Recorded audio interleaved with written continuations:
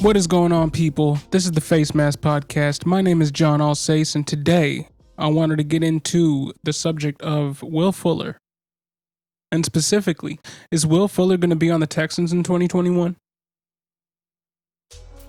The 26-year-old, oft-injured and currently suspended wide receiver is set to be a free agent for the first time in his career.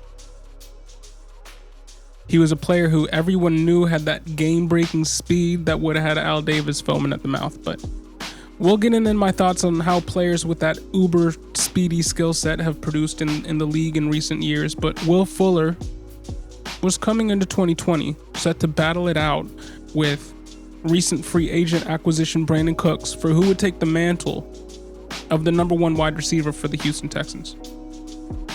Many people, including me, doubted that he could. He doubted that he could be consistent on the field in all areas of the field and stay healthy all season. And for the first 11 games, he was really doing it. He was proving me wrong. He was averaging 16.6 yards per route, best of his career. His best before that was 15.7 in 2018. Best yards per target of his career too, so he was succeeding in different areas of the field than he had previously. He had 8 TDs in 11 games, more than he'd ever had in a full season. And the 879 yards were a career high in a full season.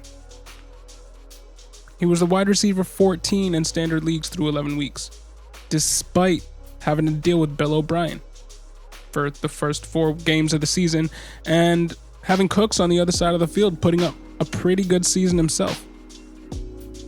But Fuller was clearly the guy. And then the news hit.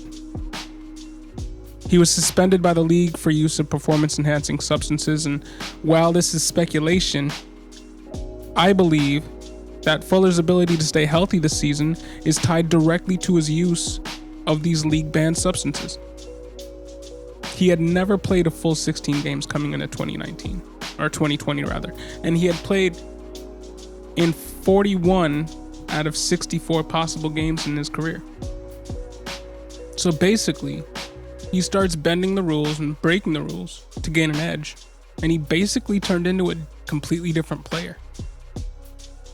Now, I know players can and do work very hard to improve throughout their career, and I'm well aware that the prime ages for a wide receiver's production is 27 through 29, and Will Fuller's only 26. But I mentioned my take on speed receivers in the league in a little bit earlier, and here it is. Speed is great, but too much speed is an injury risk.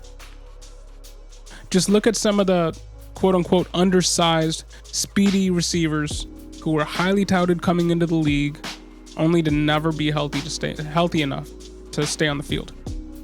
John Ross, Tavon Austin, Philip Dorsett, Ryan Swope, J.J. Nelson, Marquise Goodwin, and that's not even going back before 2010. And I believe you can add Will Fuller to that list. Speed is great, but only special players have the speed and the build to be successful playing in the NFL. In arguably the most physical game in the world. Rugby players, before you start hating on me for that comment, I was a tight head prop for 3 years, so get at me. But to bring it back to Fuller, there's just too much of a jump in production for me to ignore the elephant in the room. He took PEDs to do things he previously couldn't and got caught. So the question remains, would the Texans keep him around? Now, I don't think so.